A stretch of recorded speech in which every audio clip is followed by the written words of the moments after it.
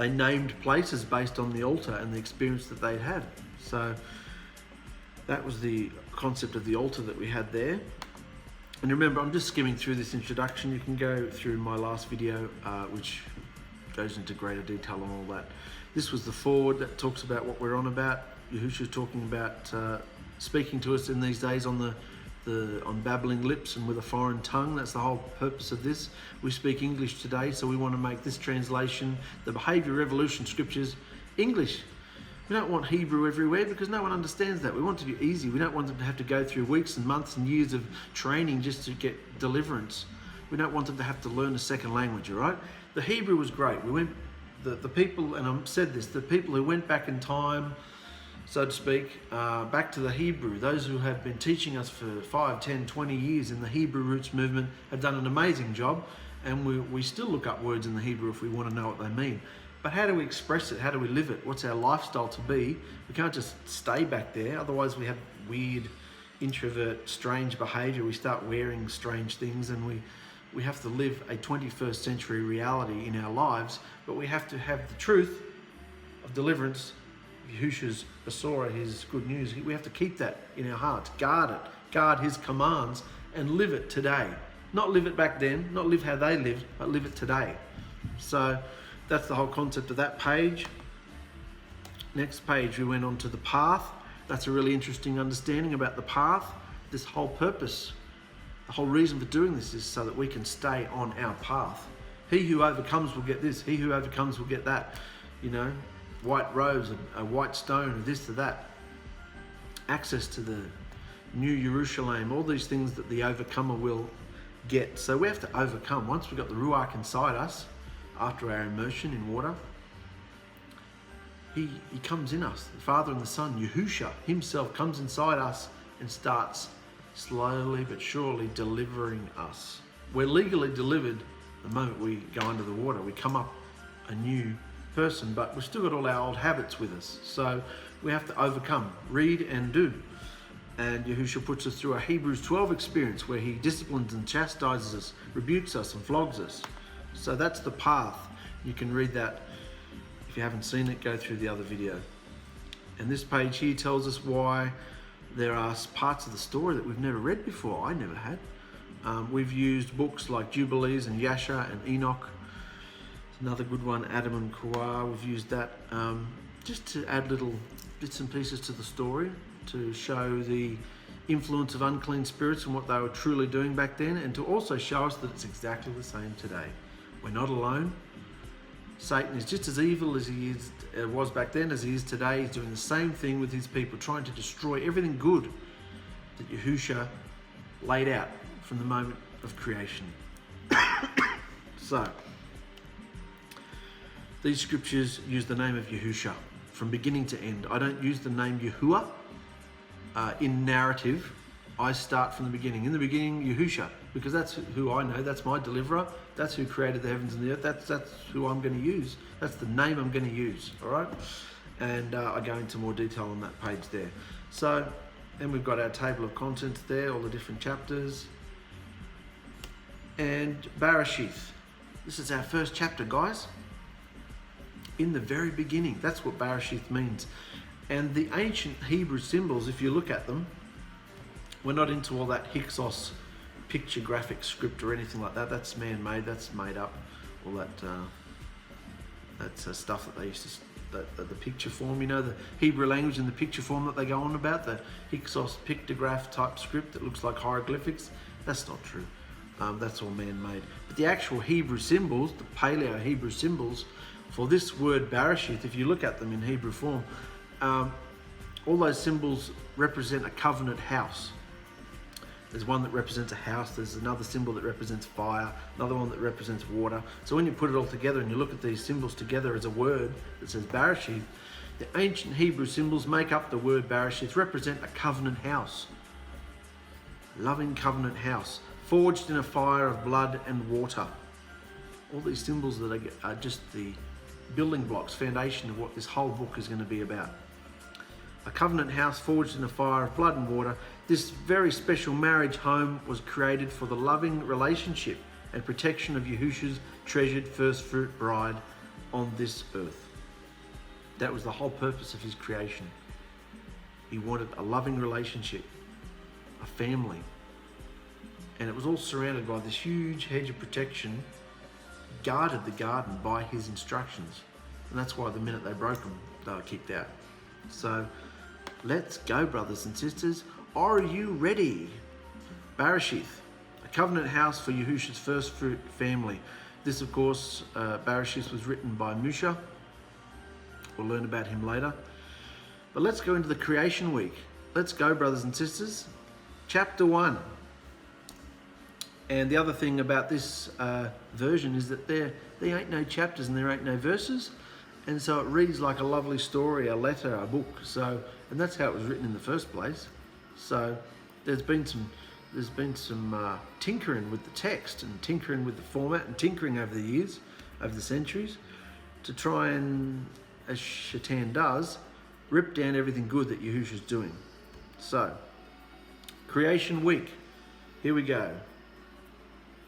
In the very beginning, Yahusha created the entire universe and everything in it, seen and unseen. And Yahusha saw that the earth had become an unshaped emptiness of gloom and doom. So he hovered over its surface like a gentle breeze and said, "Light." And the vibration and frequency of his living word cut through the darkness of the planet, filling it with the radiance of his goodness and esteem. Now, the whole idea of Yahusha having to speak to get things done is very interesting, because we know he's a spirit. We know that when the scripture says things like the incense went into the sweet smelling went into Yahusha's nostrils. Like, what nostrils? He doesn't have nostrils. You know, he's a spirit. It's symbolistic, metaphoric, all those sort of things. It's to make him seem approachable and putting the words into language that we would understand. You know, I will hit Egypt with an outstretched arm. You don't have an arm. You're a spirit. You know, like, so when it says he said things, he didn't need to say it. But this is the way the whole scriptures from beginning to end function. You can't just say Yahusha sat there and thought and this all the time, because it doesn't seem right, you know what I mean? So all through the scriptures from beginning to end, there is a word for it, I forget what it is, where the scriptures explain Yahusha in a mankind kind of way, you know, like putting attributes on Yahusha that we ourselves have, you know, taste, touch, feel, parts of our body, hands, face, eyes, nostrils, things that Yahusha has. Well, he has them now because he became a man. But in the beginning, he was just a spirit. Yahusha was a spirit. So in the very beginning, Yahusha created the entire universe, and everything in it, seen and unseen. And Yahusha saw that the earth had become an unshaped emptiness of gloom and doom. Did he create it like that? Or did something happen before this account that we don't know and don't need to know about? Was it when Ⅎ was kicked out of the higher dimension? Was there some cataclysmic event that made the earth become a dark form? You know, what happened there? We're not told, we don't specifically need to know.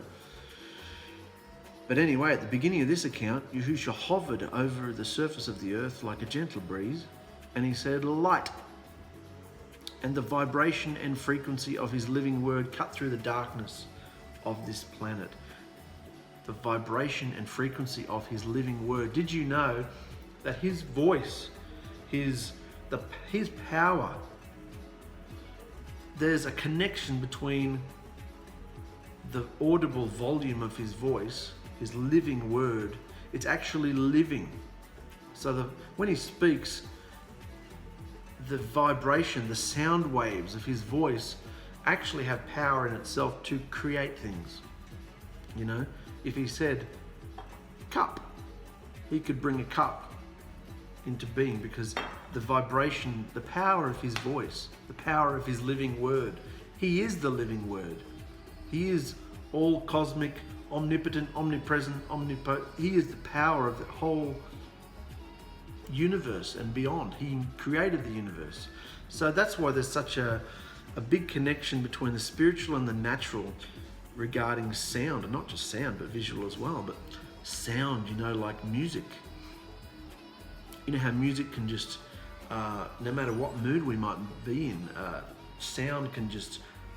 music can reach right into us and just lift us, just by putting a certain song on, or hearing somebody's voice hit a particular note in a certain way, and our heads just want to explode. Like we just feel this drunken intoxication just from a note, and that's just from an earthly person. So can you understand how Yahushua's voice, just by saying light, or some say let there be light, he didn't have to waste words, he didn't have to speak at all, but his word is so powerful, just by saying light. And we're not talking about at the beginning in the first day here, we're not talking about the sun, moon and stars, we're not talking about that. He didn't say light and the sun appeared yet. We're talking about the darkness as in something happened on this earth. It's just without form. It's just, an unshaped emptiness of gloom and doom. And that's not going to sit with him. So he said light. And the goodness, the radiance of his goodness and esteem filled the planet. The vibration and frequency of his living word cut through the darkness of the planet, filling it with the radiance of his goodness and esteem. His esteem is like a thick smoke, like a thick blanket.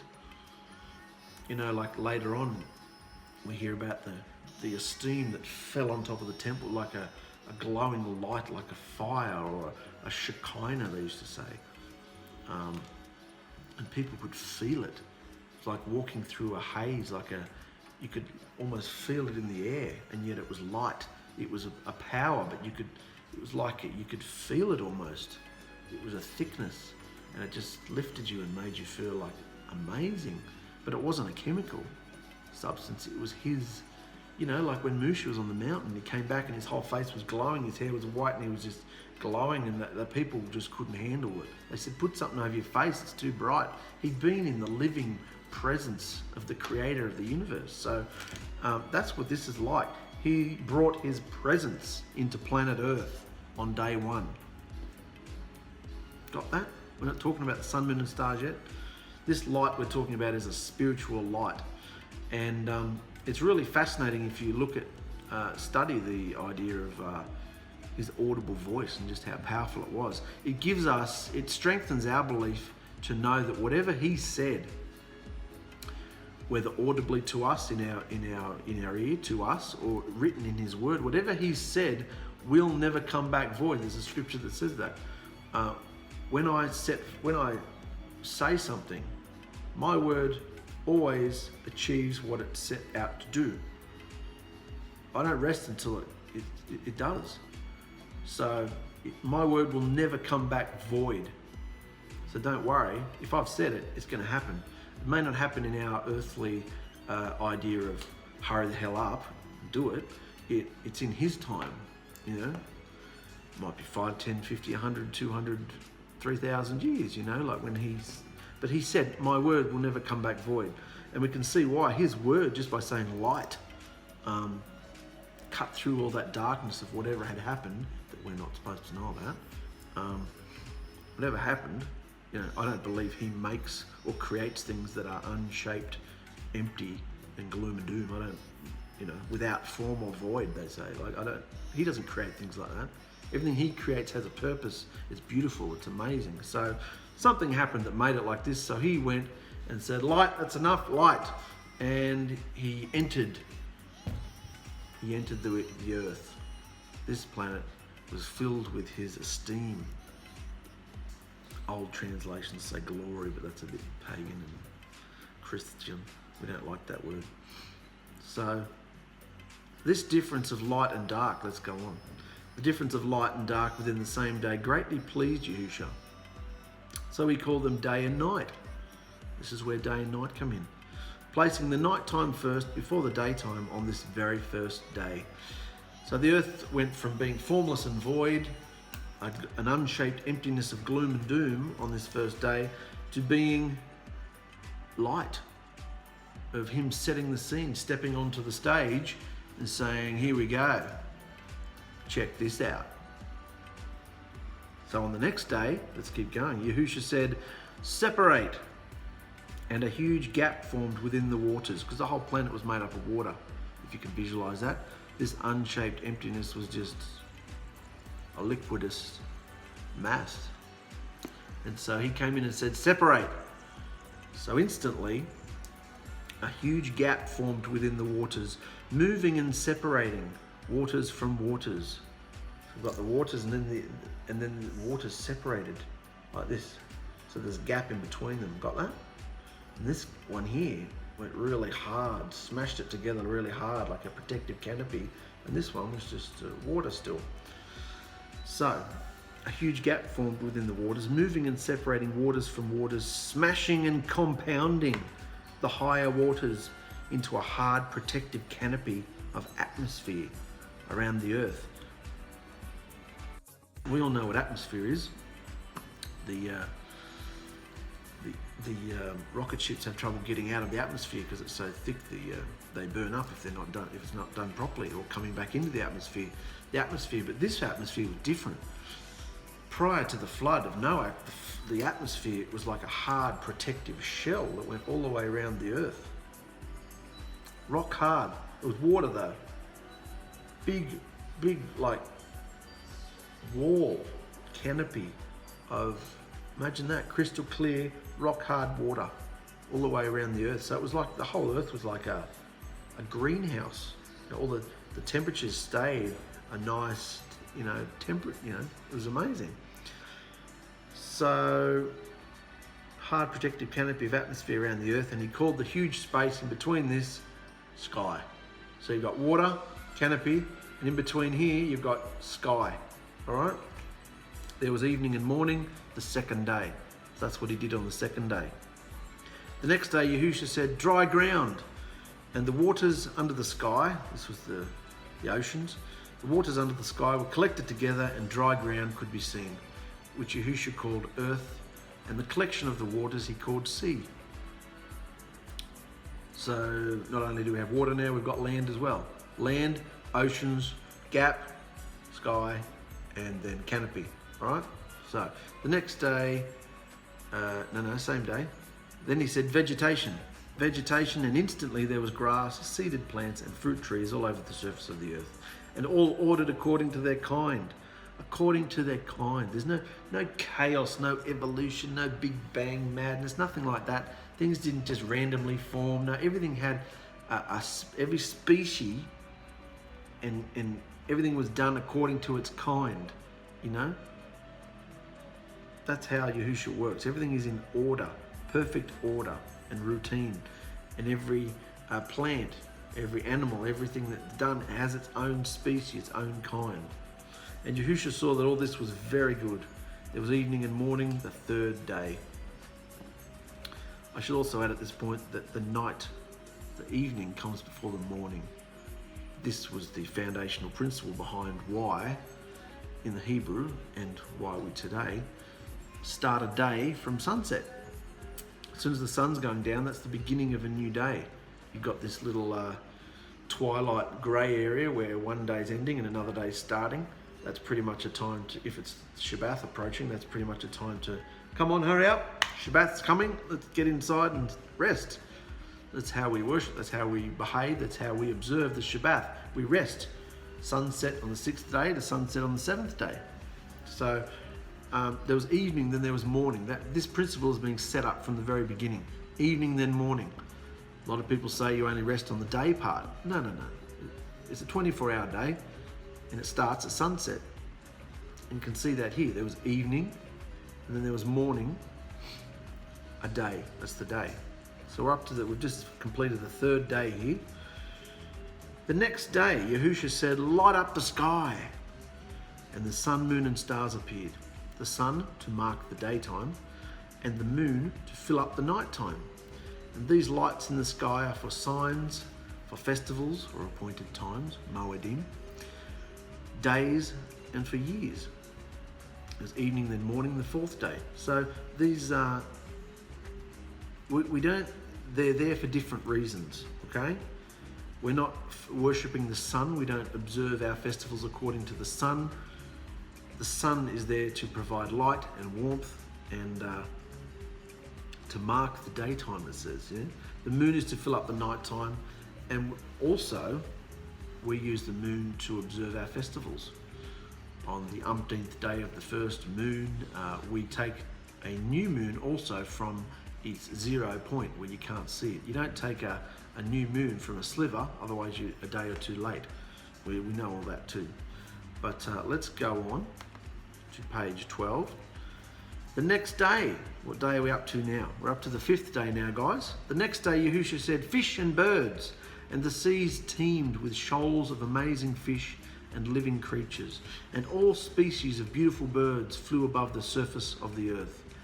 This brought Yahushua much joy, and he spoke blessings over them, telling them to increase more and more and fill the earth, the waters and the earth. And there was evening and morning the 5th day. So I like how it says this brought Yahushua much joy. It says that a lot. Yahushua thought this was good. I mean, today the word good means nothing. How you going? Good. Is it good? Yeah, good, good, good. It's not a very good word these days, not very descriptive. But back then, in the truest Hebrew form of the word good, Yahushua was ecstatic with what he'd done. He was so happy. It gave him so much joy to see his new creation. And you only have to see these weird species of birds and fish and the amazing colours that Yahushua brought forth.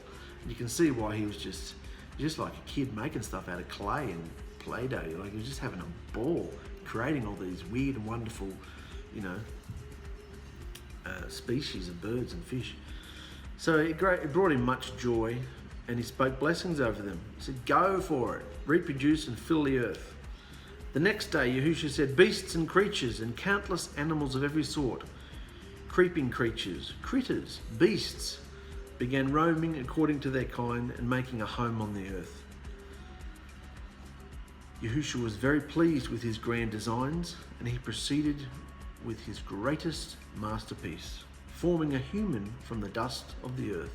So we've gone from an unshaped, useless blob that had no shape, unshaped gloom and doom blob, to Yahushua giving it form, bringing his presence into the equation, which immediately brings order, discipline into the situation.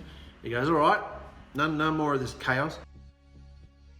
No more of this, not chaos, as in the theory, but no more of this unshapedness. Let's get some order and some discipline into this. So it says, all right, your water, there. We want a gap here, sky, canopy, there. All right, we've got water, too much water, guys. Come on, here we go. Let's bring some earth, some ground covering there. So we have the dry land, and we've got the oceans, and then we've got the gap, which is the sky, and then we have the water canopy above. Then we need fish, we need birds, we need livestock, creeping critters, and we need beasts and behemoth and all these other things that it talks about. So then he set it all up. He set up the planet, set up his covenant home, if you will. It's all in pristine order. Everything's friendly too. We'll go into that in a minute. It's not violent. There's no violence. Everything works in harmony, and that sounds very New Age and Mother Earthy, doesn't it? But that's how it was. Everything was connected. The earth with the trees, with the animals, with mankind. Everything was connected and worked in a harmonious order. So let's keep going. He proceeded to do his greatest masterpiece, forming a human from the dust of the earth. From the dust of the earth. And I've made a note here. The first man had the purest, darkest, pigmented skin ever. Just like the rich black soil he was created from.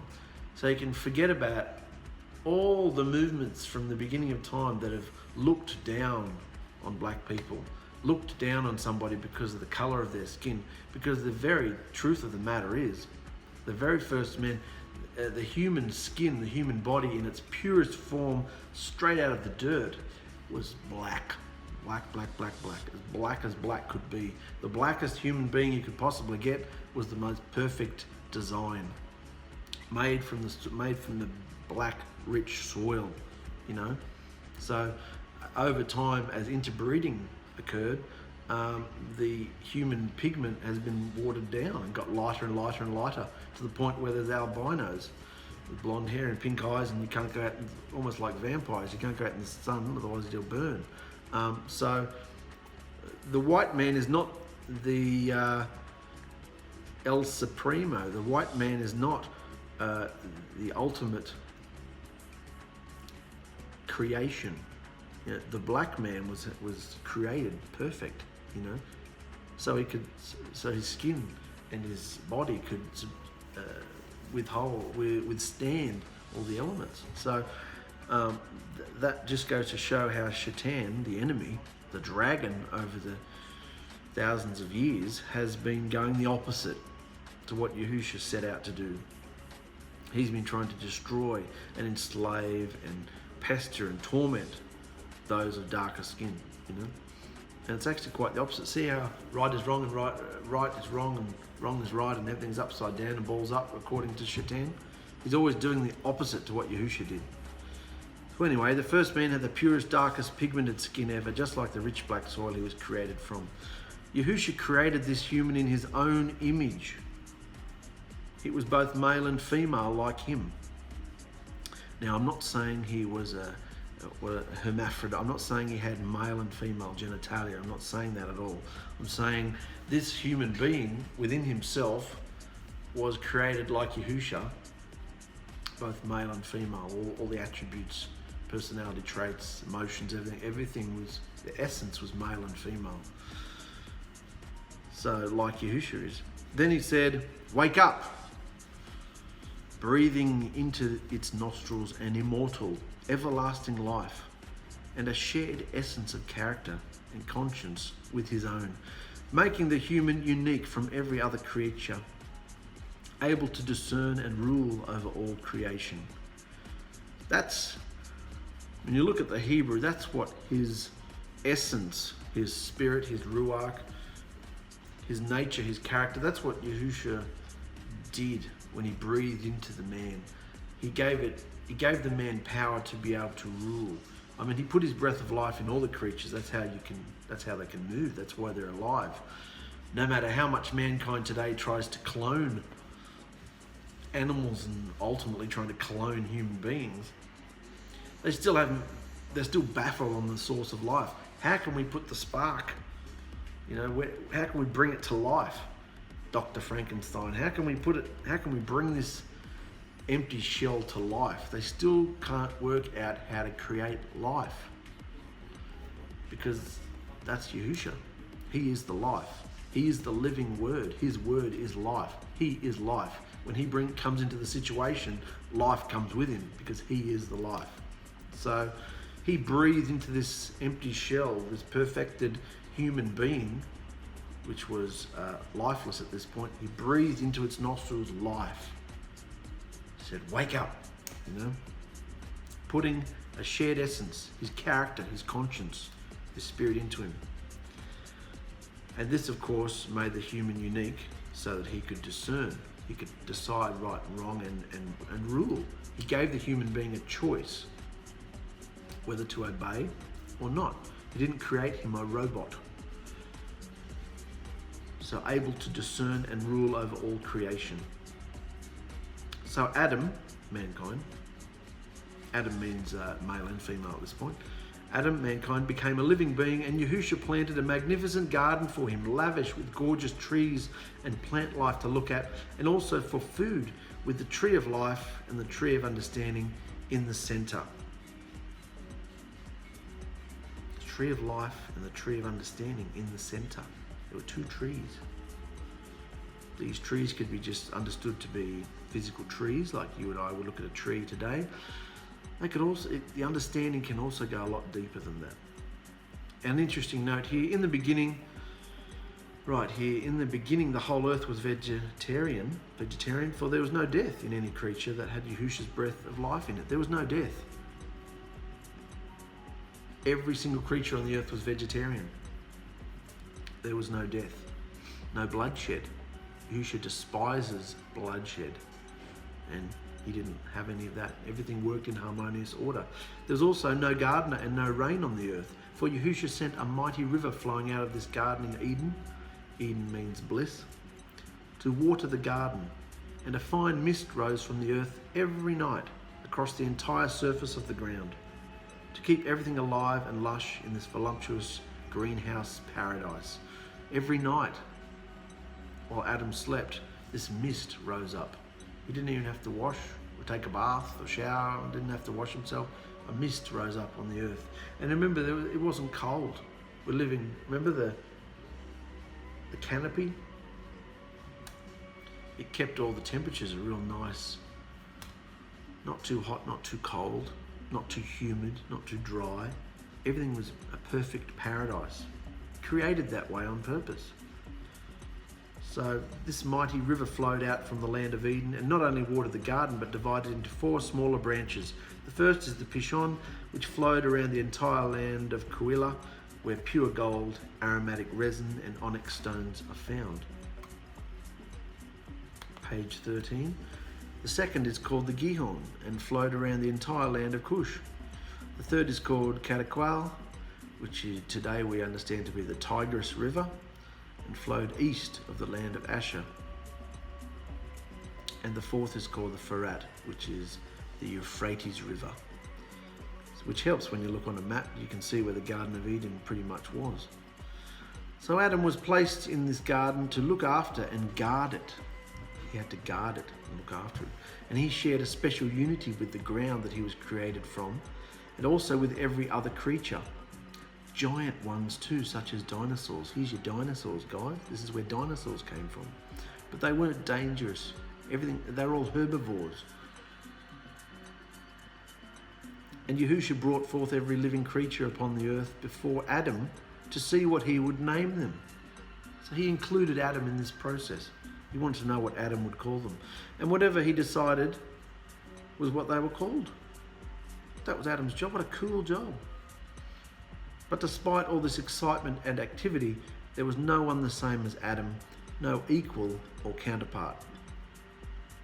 So when Yahushua looked at Adam and saw that he was alone, he said, "My boy needs a missus, an equal, someone just like him to keep him company and work alongside him." So Yahushua put Adam into a deep sleep, almost like a death. It says, if you look in the Hebrew, this deep sleep was almost like a death, almost like a coma. And while Adam slept, he cut him open, taking out one of his ribs and molding it into a beautiful woman. He then woke Adam up and presented her to him. And Adam's eyes jumped out of his head and he gasped, "At last, someone like me. Wow, it even looks just like me." Because remember, he had all these creatures coming before him to name them. And this one looked like him. Wow, it even looks just like me. So because it has been taken from my bones and my flesh, I will call her Asher, which is woman. For she was taken out of me. She was a wombed man, woman. And Asher, for she was taken out of me, and Ash, a man. This is why a man must leave his father and mother to embrace and cherish his woman as they come together as one flesh. And I've added there, only a man and woman may be joined together. I know that's not very popular to be said today, but we're going back to what Yahushua says, and this is Yahushua's mind, and this is how Yahushua feels about it. This is something we don't always understand either, whether we've been married or not. In the beginning, the man and woman were the same. They had the same name. They were both called Adam. They were one being. They were two bodies, but they were joined. They behaved and acted as one being because she was taken from him and he was given the shared essence with Yahushua. So they were all working in one mind. They were in unity, you know. The three of them, Yahushua, the man and the woman, were all moving together, working together. And both Adam and his wife were naked and felt no shame about it. They didn't know what nakedness was. They had no idea what guilt, confusion, or disappointment was either. Imagine that. We can't imagine what having a man and a woman just together is one. That's the whole purpose of marriage. We're supposed to grow into that. Sadly, most people don't, but that was the purpose. That's the ultimate. That's what Adam and Ḥawā were in the beginning. That's why he uses the concept of marriage, the marriage home and the marriage relationship to show us what he wants with us as well. So they had no shame about their nakedness, didn't know what it was. They didn't even know what guilt or confusion or disappointment was, for they both had an interdimensional experience. Interdimensional existence. What does that mean? They were able to see into the higher realm where Yahushua was. Most translations say they could see, they had open heavens. This translation doesn't use the word heaven because heaven's become a very pagan term. There's no such thing as heaven or hell. So we don't want to encourage people to use those words. They're a different dimension. Because Yahushua's right here. It's not up there, heaven and hell. No, none of that. Yahushua's right here, but in a different dimension. And the more TV shows you watch these days, that the sci-fi community understand that. The fan geeks understand that. Just watch Flash. Flash is always jumping in and out of different dimensions. Why can't Yahushua? So the good thing about this is Adam and Ḥawā could see. It doesn't necessarily say they could travel into different dimensions, but they could communicate with the messengers. They could see into the other dimension. What about that? They could see into Yahushua's dimension. Maybe they could see his throne room. I imagine they could. Amazing just to think about these things, isn't it? So they didn't know what guilt or shame or anything of that was because they had an interdimensional existence. They were able to see into the higher realm where Yahushua was, and they were fully clothed in the brightness of his essence and presence, and they were completely content in all things. We don't even know what that means. Completely content in all things. They wanted for nothing. They didn't want anything. They had no desires. You know? Because they had not been awoken to that, and they hadn't been introduced to the enemy yet. So they were just completely like a newborn, innocent in a sense. Newborns aren't even innocent these days because it says the seeds of sin are planted in us from the moment we're conceived. But you understand what I'm trying to say here? They were completely content. They were perfect beings. Both Adam and Ḥawā were jet black, stark naked, and were just having this interdimensional experience. It's like the physical and the spiritual were joined. You know, like I was saying with Yahushua's voice. We get little snippets of it here and there with certain songs or music. We can see that a physical thing can lift us in our spirits, like music. But they were living this complete interdimensional experience, you know. And obviously took it for granted in a sense because they thought they could, after a while, they thought they could toy with it and do what they wanted. So Yahushua spoke words of blessing over the man and his wife, both called Adam in the beginning, for they were one, instructing them about right and wrong, clean and unclean, telling them to fill the earth and rule over the birds of the air, the fish of the sea, and all the animals, livestock and creatures, and to guard the Garden of Eden, to tend to it and work it, and eat of its fruit, and that every green plant was for their food. However, Yahushua did put a test before them. Don't eat from the tree of the understanding of good and evil, for if you do, you will certainly, definitely die that same day. Don't eat from the tree of the understanding of good and evil, for if you do, you will die that day. That's what Yahushua said to him. He put a test there. He's always testing to see if we will pass, to see if we will choose him, to see if we will love him over what our eyes see, what our heart feels, what our desires, all this stuff. I've added this.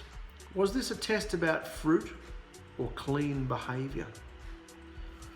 And Yahushua was overjoyed at how wonderful his new creation was. And there was evening, then morning, the sixth day.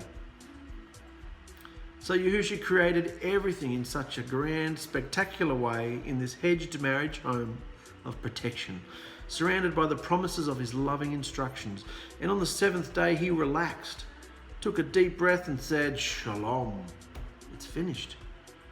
And he rested, Shabbat. it's finished. Shalom means it's finished, and Shabbath means rest.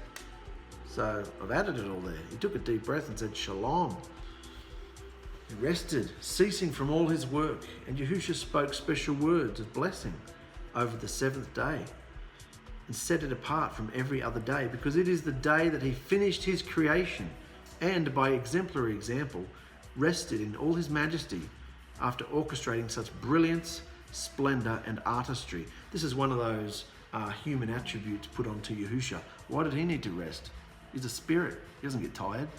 But it's one of these things I was saying like in the beginning, putting human attributes onto Yahushua in the writing, so we understand not only what we are to do, but what he did as well. It says he did it, and he did it. He rested. He'd finished. He was completely content with his creation. And he hasn't been able to say that ever since. Scripture says many times how he regretted this and regretted that. But Yahushua was overjoyed how wonderful his new creation was. And so far, mankind had passed the test. They hadn't done anything they weren't told not to do. So we're going to leave it there, brothers and sisters. I hope you're finding this helpful. It's going to go all sideways in our next video, because we're going to start talking about the dragon. Don't read on, all right? Wait for me, okay? So I'll see you next time, brothers and sisters. Stay strong, and I'll record another one shortly. Bye-bye.